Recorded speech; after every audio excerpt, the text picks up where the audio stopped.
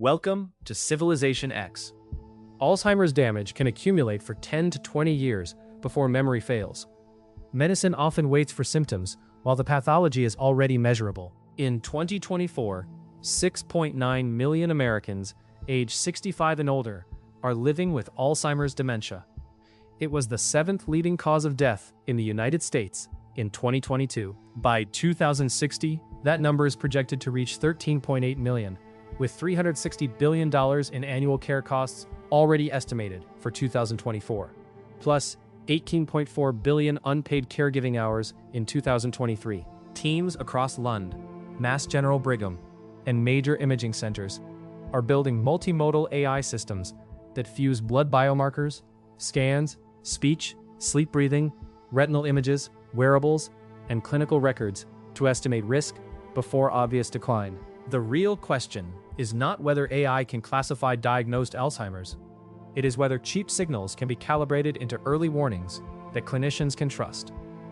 Alzheimer's is not a sudden memory failure.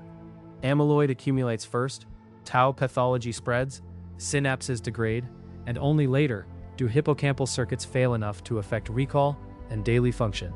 That creates a detection problem.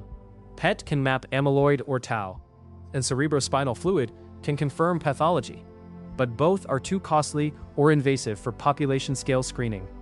The signal exists.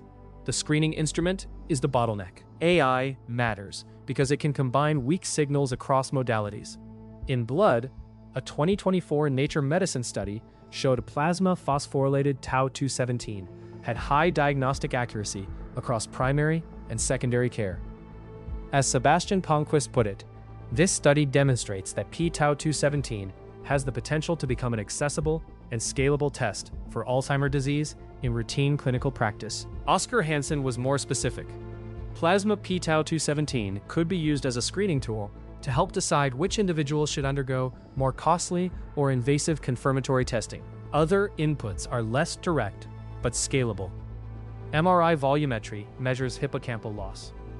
Retinal imaging is being explored because the eye is neural tissue, and AI has already shown it can infer vascular risk from fundus photographs. Speech models quantify pause length, lexical diversity, and error patterns before overt dementia, but they still suffer from small datasets, bias, and weak perspective validation. In 2024, Mass General Brigham reported that AI analyzing contact-free nocturnal breathing patterns during sleep could identify people with cognitive impairment and Alzheimer's disease. Shahab Hagayeg said, "Our findings suggest that breathing signatures during sleep may serve as a non-invasive digital biomarker." What does this achieve now? Better triage, not certainty. Early-stage drugs raise the value of early detection.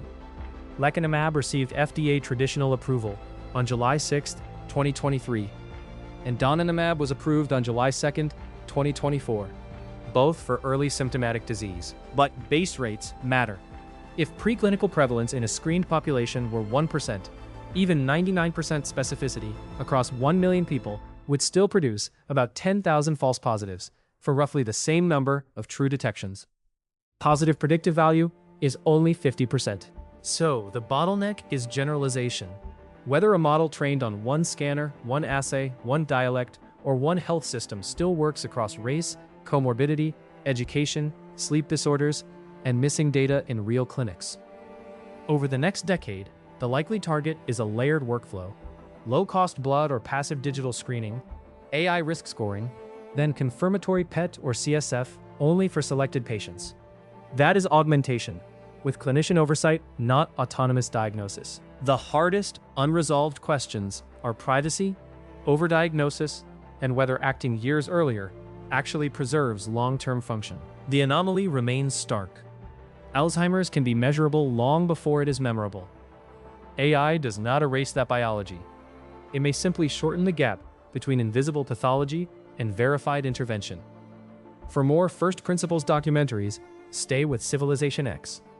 The constraint is real. The data exists. Whether the systems built around it can act on it at scale, that is the next engineering problem.